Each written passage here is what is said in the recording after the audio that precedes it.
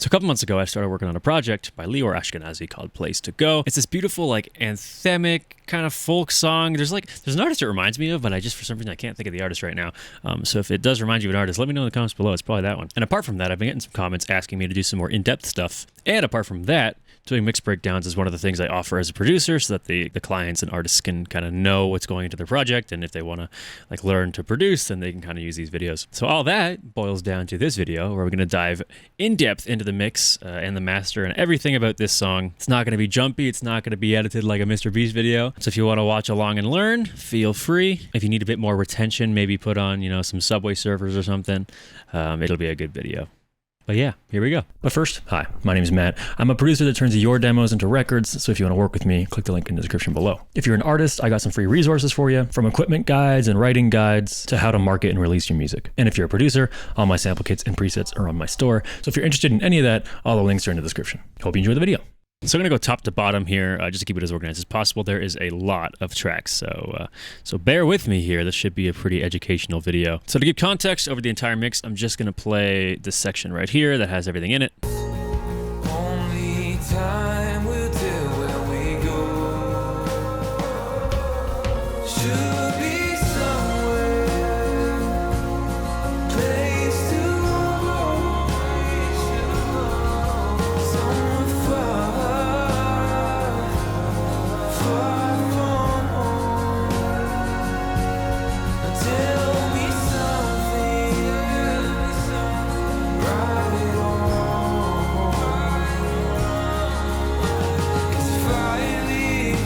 All right, now that we got that in the way, let's take off all the plugins and see how it sounds. Should be somewhere, place to go. Pretty crazy. So the idea behind this mix was to make it spacious and intimate, but also anthemic. It was like a nice little balancing act. So we kind of start off a little more intimate in the beginning, and we get more kind of big bandy at the end. First off, we got a kick and a snare. We did a little bit of EQ to those. So on the kick, we have a bit of a scoop around 200 and some low-end attenuation. We also have a Valhalla room on there, which I'll drag down and you can see. But apart from that, the main kind of sound of this kick is coming from this trigger right here. So what I did is I'll take the kick, I'll duplicate the layer, and then I'll put Steven Slate's Trigger 2 on it. The plugin will trigger from the kicks and trigger a different kick sound. So now instead of it sounding like this, it sounds like this. I did the exact same thing with this snare here. So we've got the typical snare, like the regular snare that I imported, and then we've got a trigger snare. So now the kick and snare sound like this.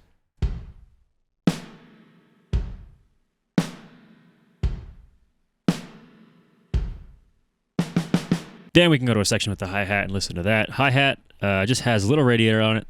Little radiator is a preamp, it adds some saturation. Very light. As for the toms, a little bit of compression, a little bit of EQ. Let's open that up. So in the EQ, we got a little 300 scoop, a little boost around 6,000. Now the compressor, we're doing the 4:1 ratio, -24. Only plays there. It's really nice toms, though. They're actually really nice sounding toms. So far, quite simple processing. That's kind of what happens when you've got good quality stems, and they sound good going directly into the session. You don't really need to do too much processing, really. The crash has a shimmer. This shimmer was important. This shimmer is like the epitome of long, lush tails. So the shimmer was kind of a very important thing to have in this mix because we want a long, lush, spacious kind of mix. So without the shimmer, it sounds like this. But with the shimmer, it sounds like this. Lasts way longer. We're also sending to stuff as well, so here's a long reverb. We'll get into our return track soon, but let's engage that. I'll go through everything else.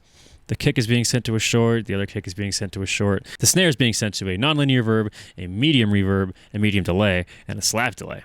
So we'll get into those returns in a bit. I'll just engage them so we kind of know how they sound. We just have like 2 instances of the ride. I'll turn it up so you can see here. That's where it is right there. That's it. Very, very simple ride. It only has a long reverb on it. Then we start adding the shaker.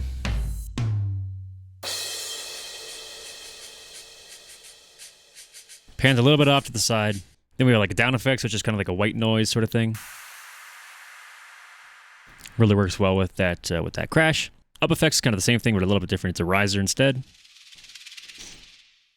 So that's kind of cool. Then we've got a little bit of percussion. It's being sent to a long reverb. That's our ride. Then we've got something called leak left and leak right, which I'm not even sure are drums, but they're in the drum bus anyway because they sounded good. Yeah, it's just the beginning intro. Yeah, not sure why it's in the drum bus, but it's there. Oh yeah, and last but not least, we have these drums here that I added with Superior Drummer. Adds more power. Really nice for a power chorus. All these drums are being sent to a drum bus, as you can see here. It's called the drum sub. Got a little bit of compression on it with the SSL comp. I love using this SSL comp. I use it on buses all the time, even the master. And then the drum bus is going to a little short reverb.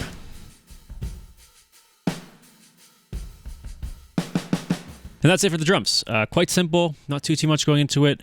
Mainly just a bit of compression, bit of EQ, a little bit of saturation, and some space. Next, we'll dive into the bass. These are very similar. They're actually the exact same bass, and they should be the same bass sound, but they're in different parts. So instead of adding the same plugins to two different bass sounds, I just made like a bass subgroup and then just did processing on the subgroup. For the bass, I wanted something saturated and wide and deep. That kind of seemed to be where we needed to go. So listening to our bass, we add our bass. Our bass is going to thicken it up a little bit.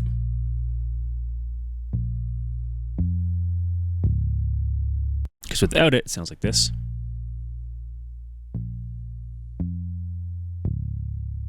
So just a little bit of warmth.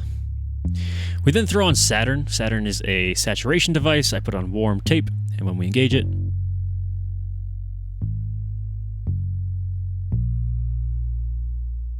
subtle and warm.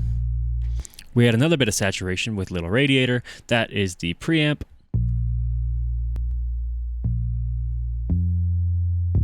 Next, we go into bass lane because I do want that width. Despite what they say, it's okay to add width to your bass, especially if you're adding width around the 300 to, well, anything after 300 mark. What bass lane is doing is it's widening the harmonics, not widening the fundamental.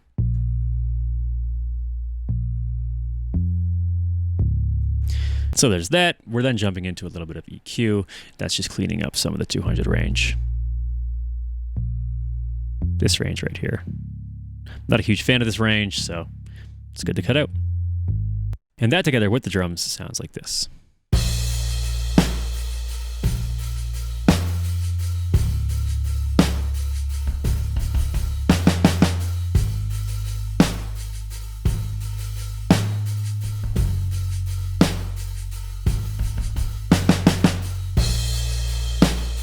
Next up, we have the electric guitar folder. It's not actually an electric guitar, it's a pedal steel, but I work in a template, so I just put the pedal steel into the electric guitar folder. Like everything else, the pedal steel is just in a subgroup, so I figured I'd do a little bit of processing on the subgroup instead, processing in the form of just sending it to my returns.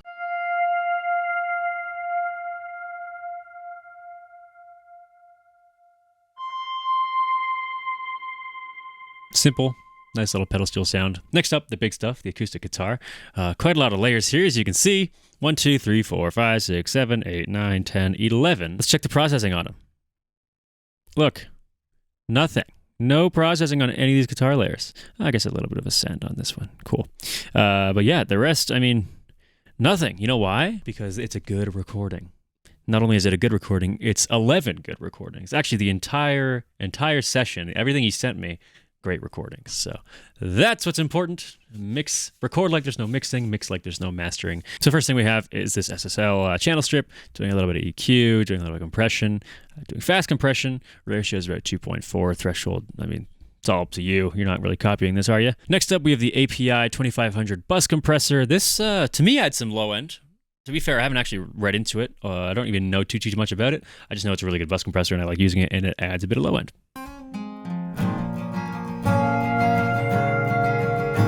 We then add some Pro Q, and we take out around, again, same kind of 200-ish area. Really not a fan of this area, as you can see.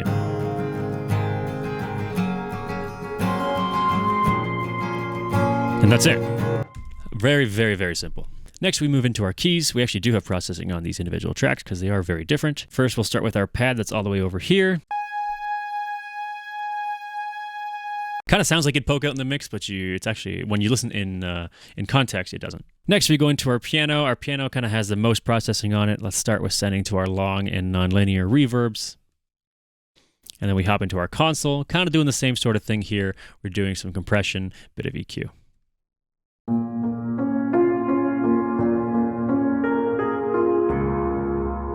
Really, really nice piano sound. So we are doing a little bit of compression there, but we also have this little 𝗕𝗖𝗢𝗢𝗢 here doing some kind of just mild gain reduction. Then, as always, we jump into some EQ. You can always do EQ before compression. In fact, it's encouraged if there's like frequencies that are kind of jumping out volume-wise that are going to make the compressor behave in a way that it really shouldn't.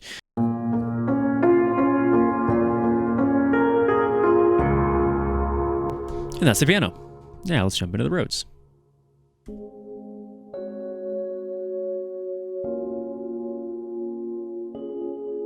Very nice sounding Rhodes. All I had to do with it was just a little bit of EQ. Looks like this. 250-ish, oh no, sorry, 330 and 5K boost, 5.4K boost. For something like a Rhodes, there's not too much harmonics or like distortion or anything. So it's going to blend in a little bit more than, let's say, like an electric guitar would. So it's nice to have that clickiness in the Rhodes, which is why that 5.4K boost is there. Then we have this little layer called Splatter, which I think is a beautiful, beautiful layer. I thought it'd be cool to add like some sort of creative effect to it. So actually, let me solo this. And I added a Fox Echo Chorus from Safari Pedals. It's a really cool Echo Chorus. It doesn't let you delay like by a set time. So you can't do like quarter notes or eighth notes. It's just kind of based off feel and based off what you hear, which I think is really cool and adds a nice little bit of magic to it, I'd say. Let's listen to it.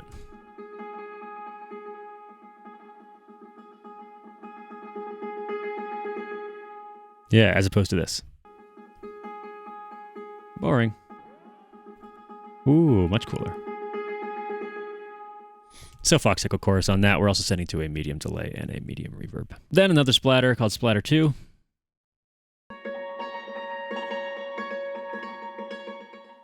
Same sort of thing. Medium delay, medium reverb. Then we jump into the key subgroup, which has absolutely nothing on it. Let's listen to all of them at once.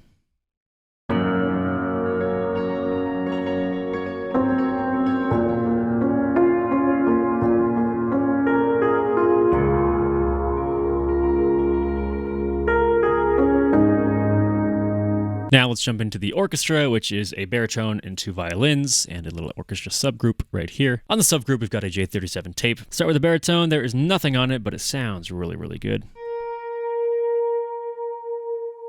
Not even sure if I'd call it a baritone because it's not really playing baritone notes, but I mean, it's cool. Really nice. We've got a violin here. Let's go to the violin. This one's kind of in the end. It's got a little bit of EQ on it, just to roll off that high end, because listen to this. Bring that back up. That's a lot. So put it back down to where it should be. It's nice. Don't need that much high end in it. On to the other violin. We have the same sort of thing going on. We've got this SSL. We've got this SSL. A little bit of EQ on there. Nothing really else going on, I don't think. No, threshold's not even on, so there's no compression. We're then going to another EQ just to do a bit of a high-end attenuation, a little low pass. Could have done that on the SSL, but I didn't. Who cares? And now listening to everything in the orchestra sub.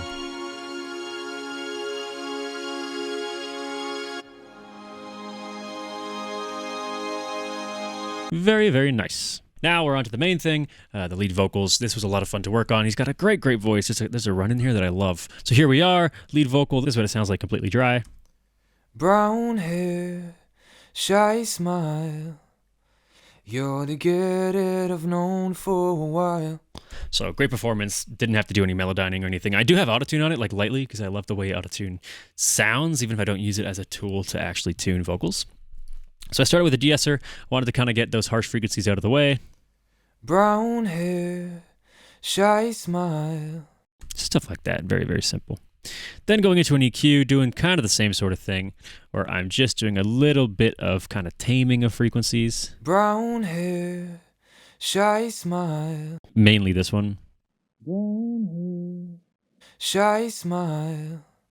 The reason I did a Dynamic EQ is because I do want that kind of meat of the vocal there, but just when there's too much of it, I want to duck it a little bit. I don't want to always have it cut like a regular EQ would do. Next thing we add is RVox. I do love this compressor. I feel like it adds a nice kind of meatiness to the vocal. Brown hair, shy smile. It's also got a nice gate on it too. You're the get-it I've known for a while. Then we go into the Red 3 compressor. This is a nice clean VCA. I love this compressor. I think I got it free with the Focusrite interface I got. Great compressor. Seriously recommend it. Brown hair, shy smile. Then I jumped into Auto-Tune. Brown hair, shy smile. Then we got the proper gate here. The RVox gate is great. The Pro G gate is great. What a tongue twister. My favorite gate is actually the gate that's in Virtual Mix Rack, but I don't use Virtual Mix Rack. But it's good. We're then going into an LA2A. You see quite a lot of compression, but we're just kind of going in stages. We're not doing a shit ton of compression on every single compressor. Brown hair, shy smile. So this one's really only hitting like -1. It's probably hitting -2 around the chorus. Then we go into a little bit of soothe. Let's see what frequencies we're focusing on here. Yeah, just those harsh ones. And really not even doing that much. Could be around the chorus where you can really hear it. Yeah, just barely kind of taming those frequencies, those resonances. Lastly, we got a Valhalla Room. Wanted it to be a little spacier. Wanted it to be a little thicker too. Room reverb adds some nice thickness to vocals. You better know that I'm gone. Then we add our vocal reverb, which we'll go into later, and our stereo side chain send. Yes, we were doing some side chaining to the reverb. Again, we'll get into that later. You better know that I'm gone. So let's listen to before and after. Before. Should be somewhere. And after. Place to go. So kind of nice and roomy, realistic sounding, and the majority of that sound is coming from that Valhalla Room. Next, we got some back vocals. Not doing too much on them, just some reverb, a bit of EQ, as you can see here. I like to roll off the high end on a lot of doubles because the stacking of sibilants kind of doesn't really help, and I don't really think I need it too much. You kind of really only need sibilants in your lead vocal. But yeah, tuning, some reverb, and some EQ. That's on both of these backing vocals here. Till where we go. Should be. We then got a vocal double, same sort of thing. Let me check. It's probably going to be the exact same thing. Rolling off some low end, rolling off some high end, just cleaning up frequencies so they don't stack on each other. And that's kind of the same for the other vocal double, which sounds like this. Till where we go. Should be somewhere. I really love this section right here. I leave a seat for you to decide where you wanna go. What's your next step? Could it be mine or should you go somewhere else? Super nice sounding. Let's just jump into this lead vocal sub. There's a bit of de-essing just because, again, the stacking of the sibilants. We then get a camel strip. Camel strip is cool. It adds some nice like saturation on everything. I leave a seat for you to decide. You can see a tiny bit of EQ here, tiny bit of compression. It's like a more of a creative, like colorful kind of plugin. Then we got a little bit of Pro Q just to kind of duck those. I leave a seat for you to decide. Boxy frequencies building up. I then have an MV2, which is an upward compressor, just to kind of bring up the vocals that are low in volume. It's not really doing too much. It's just barely raising the volume of those quieter vocals. And then again, one more soothe. It feels like we're doing a lot of editing, but it's kind of just like a lot of plugins doing minimal things. You're not doing like 8 compressors compressing a shit ton and adding like soothe on absolutely everything and taking a bunch of frequencies out. You're just kind of doing very subtle things. The frequencies that are kind of attacking me when he does an S are a little higher than the frequencies that are attacking me when he does a T. So it's just those kind of transient sections that I'm taking out. Next, we've got the harmonies. The harmonies don't have any processing on them aside from a bit of tuning, and then there's a little bit of processing in the sub. I like to not hard tune, but tune the harmonies a little harder because you're not focusing on the harmonies. They're more just kind of there to elevate the lead vocal and kind of bring a little bit more like symphony to everything. So I don't have a problem with tuning them a little bit harder. But typically I do add some reverbs on them. So here's a little Valhalla plate that I'm adding, about 28% mixed. Then adding a bit of Valhalla vintage verb, and that'll sound like this. To be some place to go, somewhere far. And then we had some EQ to clean up those kind of lower areas. Well, I guess they're kind of the mid areas. To be soft. And then a bit of LA2A just to compress it all, kind of glue it together. To be soft. Place to go. Let's listen to it all. To be somewhere. Place to go. Somewhere far, far from home. Sounds really, really nice. That's kind of the majority of the layers here. Next, we just kind of get into effects. I have a vocal parallel that I'm sending to. It's just a bit of parallel compression to bring those vocals up. I'm not even sure if I am sending to it. It might just be in the... Yeah, I think I'm not even setting to it. It's just in the template. So don't even worry about that. We have a vocal verb. This is my favorite reverb for vocals. It's called Rev Intensity by Arturia. Really nice, really clean. Let's solo it and see how it sounds.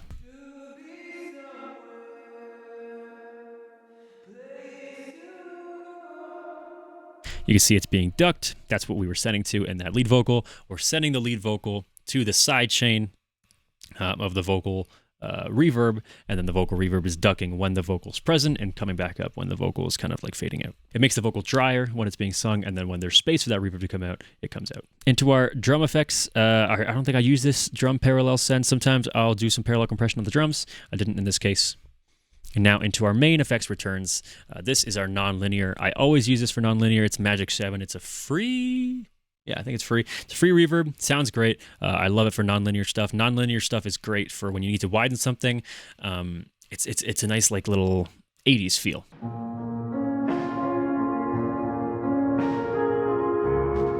We then have a short reverb, which is just a room reverb. These are the settings if you care to know. Very, very short, about 0.28. It's mainly just for that kind of subconscious feeling of room and space. You don't really hear it, you just kind of feel the weight it holds. We then get this medium reverb, which is a Dawn reverb. This is from, I think, the same guys that made Magic 7, I believe. I forget what this reverb is called, like the hardware unit is called, but it's very, very nice. Other than that, it's smooth. It's smooth is turned up, so the high end is a little bit smoother. Nothing too crazy. Then I got an EQ that's going into it, just a standard Pro EQ from Studio One, doing these kind of cuts. Then we've got a long reverb. This is a classic long reverb I use. It's always Valhalla Vintage Verb. I love Vintage Verb. 4-second reverb, kind of long, but it sounds really nice. You can use this as kind of like a creative effect. Instead of using it for space all the time, you can use it for like when a phrase is finishing out and you want it to kind of carry on. I use this long reverb quite a bit. You can also use Valhalla Shimmer for that as well, which I really like. We then got a slap delay, which is important. I love my slap delays. This is an Echo Boy Jr., just adding some width to whatever is being sent through it. 46 on wide, so it's just kind of slapping back in your ear like that. It's like that classic 50s Elvis effect, except not that much of it. They really kind of got carried away in the 50s when they were doing slap delay. Then we got a medium delay, same thing, a little bit of Echo Boy, just a longer delay. It's an 8th note delay instead, and it's doing a ping pong delay. I love ping pong delays. And lastly, we have a throw delay. Throw delay is longer. It's a quarter note delay. It's set to wide instead of ping pong, so it's not going ba, ba, ba. It's just going ba, ba, ba, you know? I'm sure you knew what that was. I don't think you needed me to, to show you how that worked. But yeah, that's all our effects returns. If you're wondering kind of what we're sending to, this is what we're sending to. We then have groups. This is kind of like all my subgroups. I've got a group for all drums. Did I say a group? I've got a group for all drums, a group for drums and bass, a group for drums and bass, but this duplicated for some reason. There's something weird going on, I remember, in this session. One of these we're not using. That's why they have the exact same processing on them. We then have a musical group, which is everything but the vocals and drums, and then we've got a group, a vocal group. So let's go into our drums. We just have a bit of Room 041 in there. This is a great analog obsession plugin. Adds a bit of room reverb. Our drum and bass subgroup has an R channel. Let's see what we're doing here. Yeah, a little bit of compression, a little bit of EQ. Ooh, hits hard. And then some saturation with that camel strip there. That bass is humongous. Love it. Next, into our musical group, we just have a bit of R channel and a bit of Saturn 2, which is some saturation. So you can see same sort of thing going on with the R channel, and Saturn is just split into, what just happened? Saturn is just split into 2, a little more saturation in the highs, a little less saturation in the lows, both on warm tape.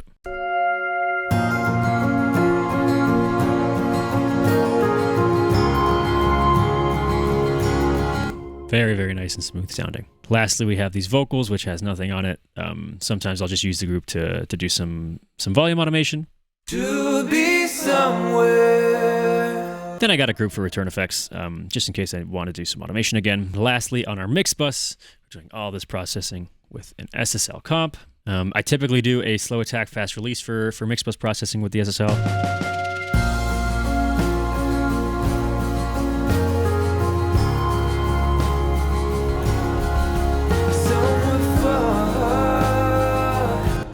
We then have the SPL Machine Head, which is my favorite plugin in the world. We are on Ultimate doing my kind of classic thing, which is just a little low-end boost, little high-end boost, a bit of drive. And I usually don't touch the input gain, but I guess I did today.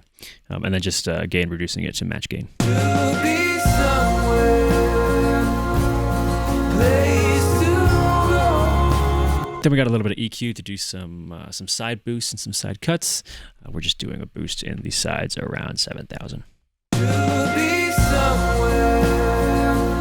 Then we have this Pro MB, which is kind of crazy looking. I love a good Pro MB. These are kind of the sections I'm splitting stuff into.